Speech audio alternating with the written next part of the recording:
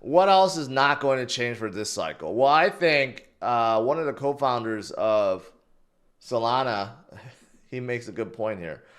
Recently, there's been others that's been coming on saying, well, meme coins are bad for the economy, bad for crypto, bad for Bitcoin, right? And one of the Solana's co-founders says, if you're fragile enough to get spooked by how young people choose to use their permissionless systems to have fun, you will quite simply not make it here. That's actually a pretty powerful statement here.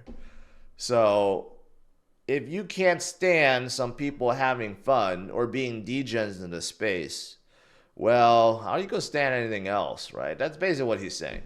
And I think he has a point.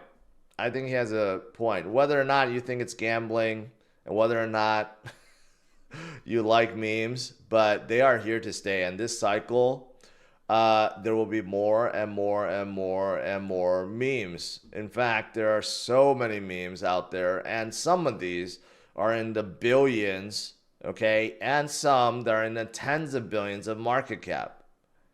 And you know what? Just for fun, what did I do? I decided to sort by the 7-day gain. If you do 7 days, guess who actually leads? Bonk at 55%. Pepe at 29%. And then you have like Hedera, which had a big news, and Near in AI. But then you have Floki up 15%. And then you have Sheep that's up 3%. So actually some of the leaders of this week are memes. So this is the reason why I think memes are going to continue to be very, very strong in this cycle, because retail investors, they want excitement, they want to be degens, they want to have some fun, and that's why memes will continue to do well this cycle.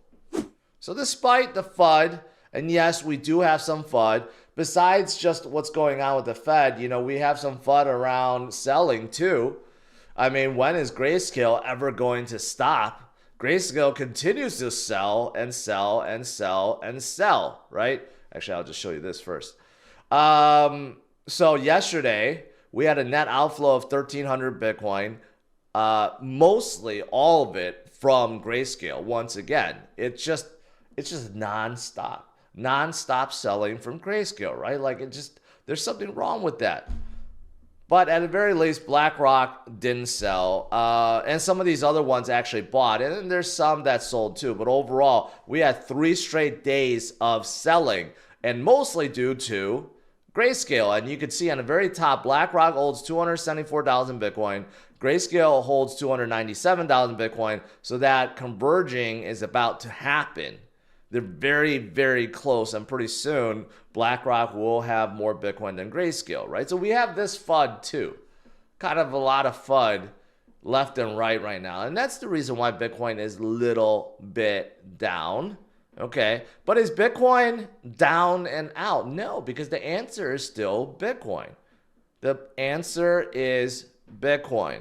This is the reason why Bitcoin is still so strong.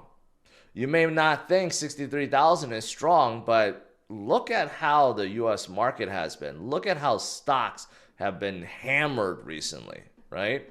And you look at everything else that's been hammered. Bitcoin is still above $60,000 despite all the FUD out there, because if you truly believe and you truly understand what Bitcoin's about, you can't be negative about it long term. Short term, sure. Long term, you cannot be. Right? And despite all the Grayscale selling, this is what it looks like for gold. And gold recently hit a new all-time high, right? 2,500. But before gold ETFs existed, just look at the arrow. That's where gold was for hundreds of years, okay? And ETFs changed the game. And even though some argue, well, ETFs and paper gold have manipulated gold over the years, but without it, it may still be where that arrow is, right? And this is the reason why ETFs for Bitcoin is so important, because it's just going to drive in trillions upon trillions upon trillions into the space. Temporarily, we still have this problem called Grayscale. I still don't know why so many people are still selling their Grayscale shares and selling Bitcoin, but it makes It makes no sense because this is the time to be loading up on Bitcoin, to be buying Bitcoin because of all the disaster that's going to happen right around the world. So look at El Salvador. It does not matter. They are buying the dip every single day. President Bukele has committed to buying 1 Bitcoin per day, and he's still continuing to do so. That's how you dollar cost average. You don't have to buy 1 Bitcoin per day. You could buy $10 with a Bitcoin per day, $100 per day, something that's reasonable, or just buy it, every week or every month, something like that. But, through all the DCAing, now El Salvador has $364 million of the Bitcoin. Close to, at peak, close to $500 million just by simply DCAing every single day. That's it. That's really it. But from a temporary perspective, short-term perspective, if you're looking at TA, there are still a lot of bullishness, bull flag that's forming right now.